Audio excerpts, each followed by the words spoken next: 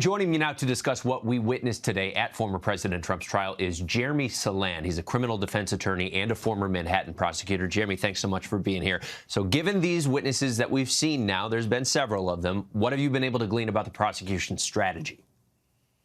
Well, what they're trying to do is have us all kind of be born from, if you will, David Pecker, and taking the sort of the mystique and the chaotic nature away from Michael Cohen. So we have David Pecker laying the foundation. It's not an adversarial witness with the defense, understanding how Michael Cohen got involved, understanding his connection to former President Trump. And then you have his former President Trump's personal assistant coming in and sort of filling in some of the gaps and explaining, well, listen, I can see why David Pecker didn't have that agreement with the former president. But we know that based on what she says, she's kind of like a living, breathing Rolodex and email system for the former president. So it's all coming together, and it's not just about Michael Cohen.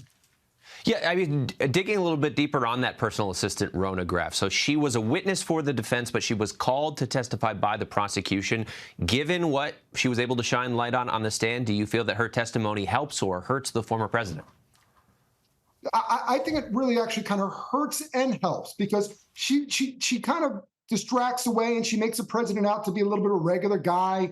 I think that she helps fill in the blanks, but she's not somebody who's gave the prosecution a lot to sink their teeth into for more information.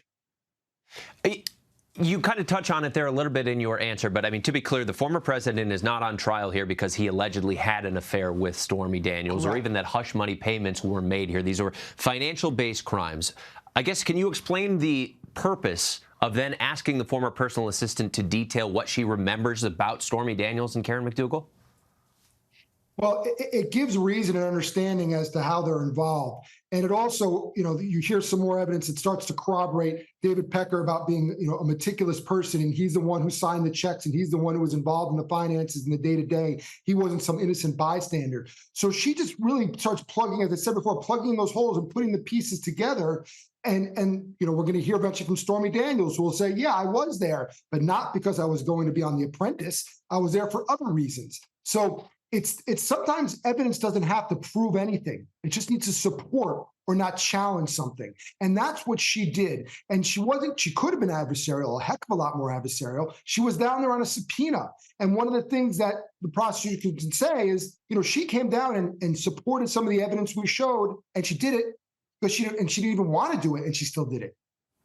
Along with Stormy Daniels' testimony, what key pieces of evidence are you still waiting to see introduced in this trial? Well, again, the big ugly is Michael Cohen, because right now you have the defense saying that there was no affair, or going to say there was no affair, and that Donald Trump was sort of a bystander in what was going on.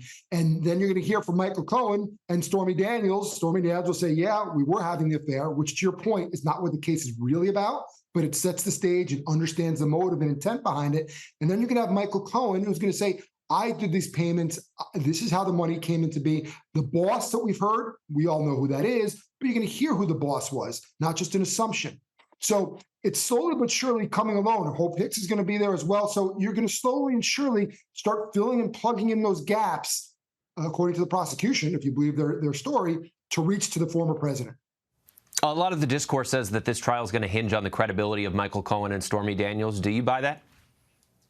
I buy it to a certain extent. Obviously, they have to have credibility. And I hate to repeat the same thing over and over, but this is why someone like David Pecker, who doesn't come across as incredible, he has no agenda. He's not like Michael Cohen, who's angry and wants to say and do, we'll call it, bad things to the former president, to see Trump be in so much trouble. So if you just looked at Michael Cohen, you'd say, well, why would I believe that guy? He's just not being honest. It's not honest discourse. This is where the other evidence comes in to say it supports what he's saying. Use your common sense, follow that path. You may not like him, you may not trust him, but even a liar can tell the truth. Criminal defense attorney Jeremy Saland, thank you for your time. My pleasure.